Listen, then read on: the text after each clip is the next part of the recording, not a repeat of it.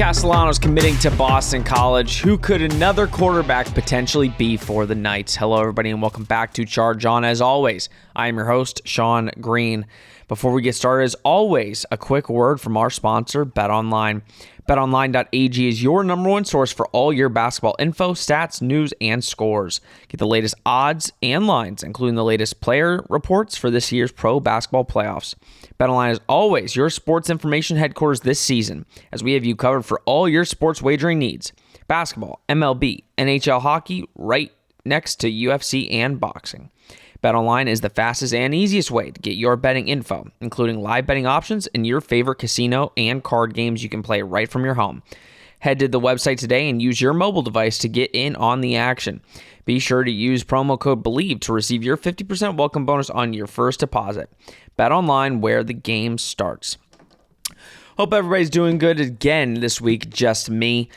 It's hard when there's no news to get the boys to come on, but they'll be on soon, obviously. Hope you guys have had a good week. We got a couple things to talk about in regards to UCF as a greater program for the football side of it, but also we got some basketball to talk about. Taylor Hendricks, a new mock came out that said he might be going 4th overall.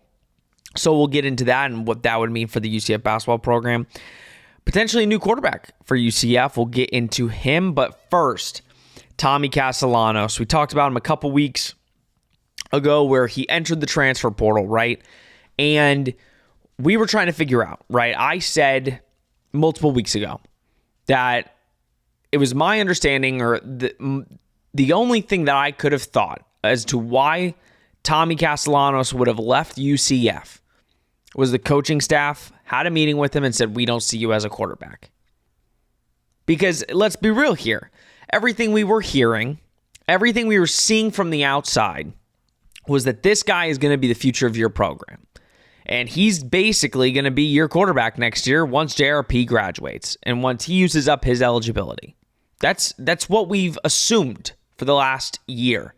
When he signed, that was Gus's guy. Something changed from the spring game to when Tommy Castellanos entered the portal. And I think it's very clear and evident that was most likely UCF saying, we don't see you as a quarterback. We would love if you would either stay on the roster and move to wide receiver or another position, or hop in the portal. And it seems like hopping in the portal is what Tommy did. Now, you'll also remember a couple weeks on the show when we had Nick and Tyler on, we were discussing where he could go. And we said Texas State. Coach Kinney's the new head coach at Texas State. He recruited Tommy, and we said, listen, if anybody's going to want him to play quarterbacks, it's Texas State. Now, we also said that we don't think anybody in the Power 5 would offer him to play quarterback. Now, I thought there was a chance. I said, I think somebody can give him a shot. But the majority of us think Texas State's probably where he's going to go because he's going to have a chance to play quarterback and start really early. Well, Tommy Castellanos is heading to Boston College to join Ryan O'Keefe in this technically cycle, because Ryan O'Keefe joined Boston College at the end of the year. He said he's transferring, and he joined Boston College, joined his former wide receiver coach, and he heads to BC. And first of all, congrats to him. I'm sure he's going to kill it. And again, once a night, always a night. I'm happy for him, and I hope he really does well. But in his graphic, it says quarterback. So they are recruiting him to play quarterback. So for the UCF fans, they're like, why? How could this have happened? Well, number one, it helps to have a receiver in the room that probably knows, listen, this kid's got something there. So Ryan O'Keefe probably helped that situation. Now, I know Boston College, if you know their quarterback situation, they're kind of in a flux. I mean, really, it's anybody's job. I know a guy transferred out, a freshman transferred out, and by all accounts, a lot of people thought the freshman was going to be somebody or, going to be a player for them. I think the freshman knew Tommy was coming in. I think maybe Tommy sees this as an opportunity to come in and start from day one. I think that's still up in the air. think there's a lot of uncertainties with going to Boston College and what that can lead for Tommy. I think the only reason I think he 100% chose Boston College is he would have to have a very strong thought process that he's going to have a very strong chance to start right off the bat. Because if you go to Texas State, there's a strong chance I would say your starter day one, most likely, right? Kenny recruited you. He likes you at quarterback. Easy in right there. But when he went to BC, I mean, he took a visit and then he committed pretty much a day or two later. It was that quick. So, I don't know. It's a very interesting situation. I'm excited to when we get an actual chance to talk with Gus. We haven't had that opportunity, and it's going to be a little bit until we have that opportunity. But to ask him those questions of like, hey, I know this player's not on your roster anymore, but what led to that?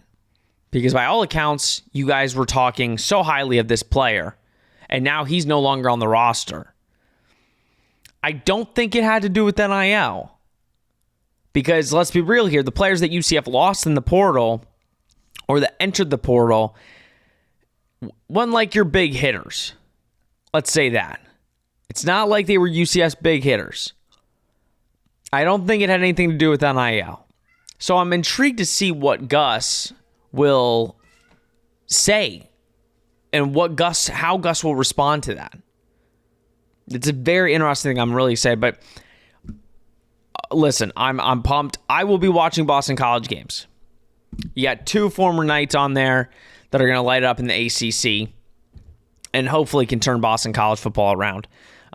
So, again, really happy for Tommy, excited to see them play. And it sucks they're not on the Knights, but, again, we push forward, we go from there, and we see what happens, right? And with one door closing, another one opens, right?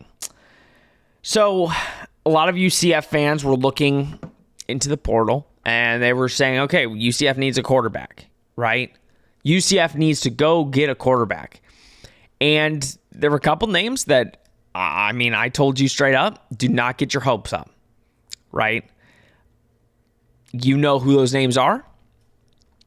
And UCF fans, listen, I think in January of 2024, we could say some of those names, right? Whoever enters the portal or is coming in early, you can get some of those guys because those guys want an opportunity to get the starting job. Right now, the starting job is locked up. John Rice Plumlee is your starter heading into the 23 season. So not many quarterbacks are going to be willing to come into a situation they most likely know I'm not going to be starting. I'm going to be the number 2 or number 3 guy. But we all kind of saw the writing on the wall and said, UCF needs to go get a quarterback. You have John Rice Plumlee, you have Timmy McClain, and Dylan Risk. Those are your 3 quarterbacks. You have to go get another one. Because God forbid something happens, which hopefully it doesn't, you only have 2 quarterbacks ready to go on that roster. So Xavier Williams' name popped up, and he visited UCF. Charlotte quarterback, freshman. Last season, he obviously, again, he was a freshman. He played in, let me see how many games he played in. His stats, again, as a freshman, weren't amazing. They weren't. And most of the playing time, he played in 5 games, but 3 of them, it was like he came in for a couple plays, or he didn't play very much. 2 of them, he played a good chunk. Against William & Mary, he went 12 of 23 for 201 yards. No touchdowns, no interceptions. He got sacked 4 times. That's rough. And they lost 41-24. Then he played against Maryland. And he went 19 of 35 for 191 and 2 touchdowns. So, obviously, the completion percentage isn't something. 19 for 35 is not terrible. It's not great, but it's not terrible. It's above average. And the 2 touchdowns. I mean, that he had a QBR of one, or a QBR of 67 and a quarterback rating of 119. There's a lot to like out of there. Now, against South Carolina, he had 1 interception. He only threw 2 passes, so he came in and threw a pick. Lost 56-20. Came in against Western Kentucky and threw 2 for 7 for 27 yards and an interception. So, I mean, listen, on the season, he threw 420 yards, 2 touchdowns, 2 interceptions with a QBR of 43.9. I saw a lot of UCF fans online being like, is this what we're getting? Really? Like, this is the guy that we're going to replace Tommy with? Yeah.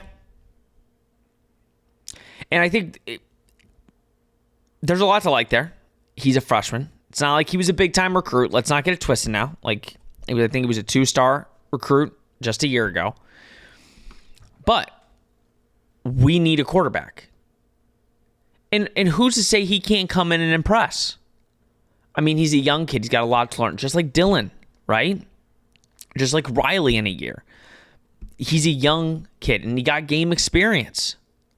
And if we're being completely honest, more passing reps than Tommy got his entire first season. So when UCF fans are dreaming big, and you want to dream big, that's important, right? You want to dream big and dream for the big prospects. And UCF is getting those prospects. They're getting the visits. I would wait a year for the quarterback position. UCF is going to go after somebody next year. I would assume, right?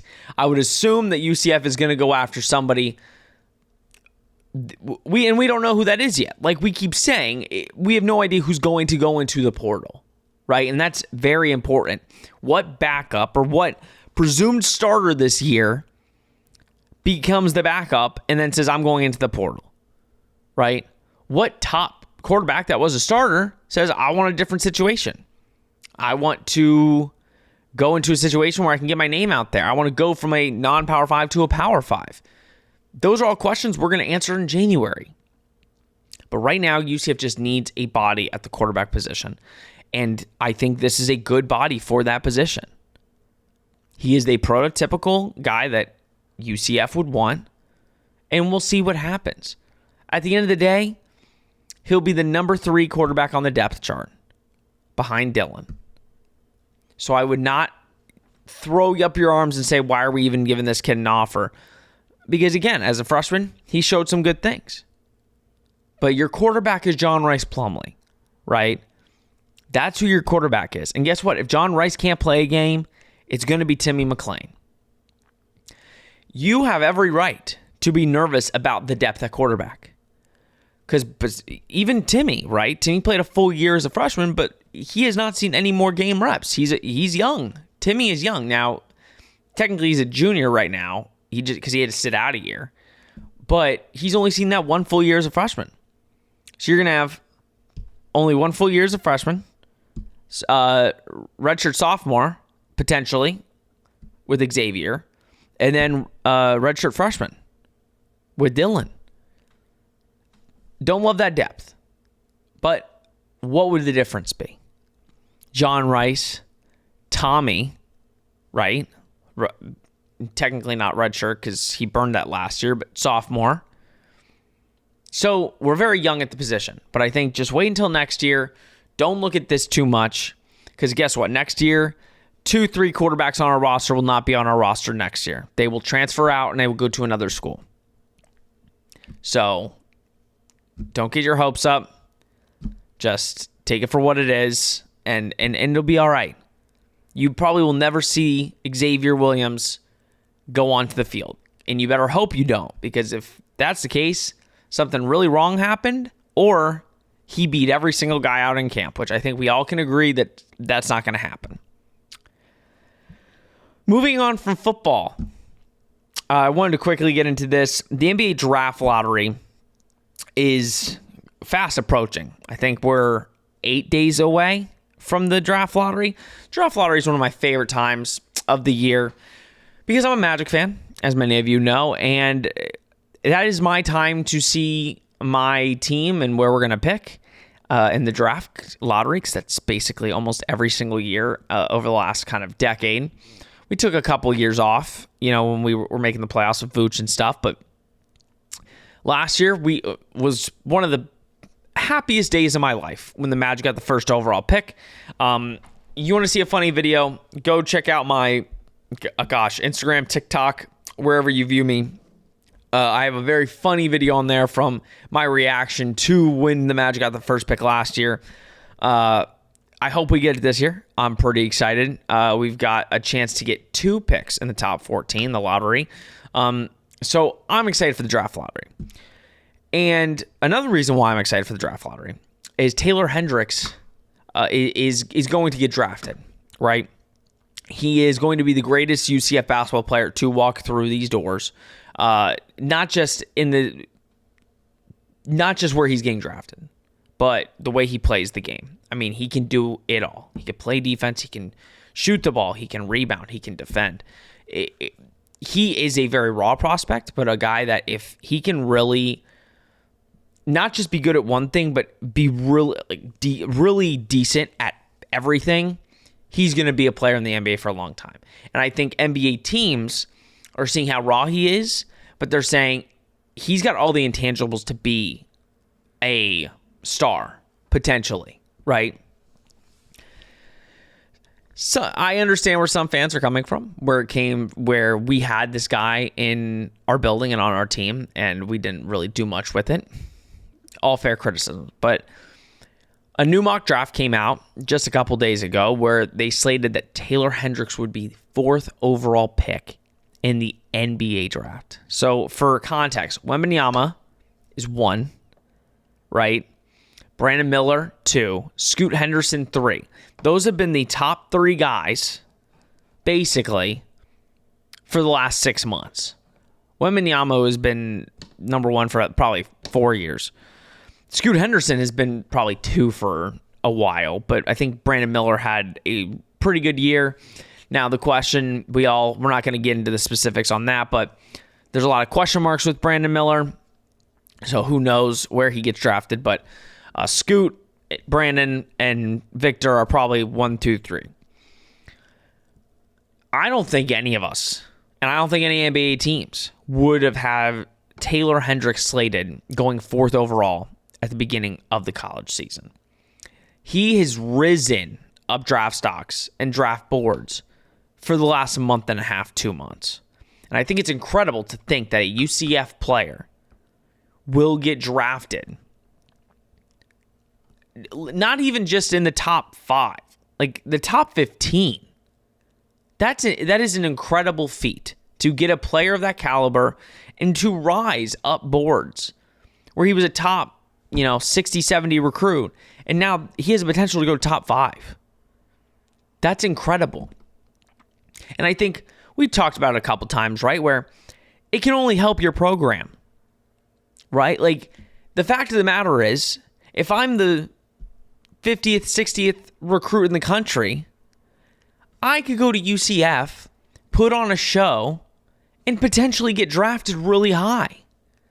Now, difference, you're going into the Big 12. So, and UCF basketball right now is kind of struggling with getting recruits and transfers. And UCF basketball is going to need to get transfers to fill out this roster. But I think it's remarkable. And I think I'm so excited. He might not. Taylor Hendricks, I thought a month ago, he's going to be at 6 or 11 for the Magic to grab. Unless the Magic get a top 4 pick now, I don't think he's going to be there. I think he's going to be gone, which is awesome. If he can't go to the Magic, I would want him to be at least picked before the Magic. So I'm like, listen, Magic had no shot at getting him. I think it's remarkable, but I think this tells UCF and Johnny Dawkins really, and I can't blame it all on Johnny, Coach Dawkins. I mean, you have to look at it from the budget that he is given and the money that is allotted to basketball. I know a lot of money just got kind of pushed into the basketball program a little bit from donors, and that's amazing. And they're going to upgrade a lot of the stuff that is around the basketball program. But a lot needs to go more into it because it's a special place. And we're having a guy that could potentially be a top 5 pick in the NBA draft. And our program is kind of, I'm not going to say it the worst it's ever been because it's been worse, but it's definitely at a low point.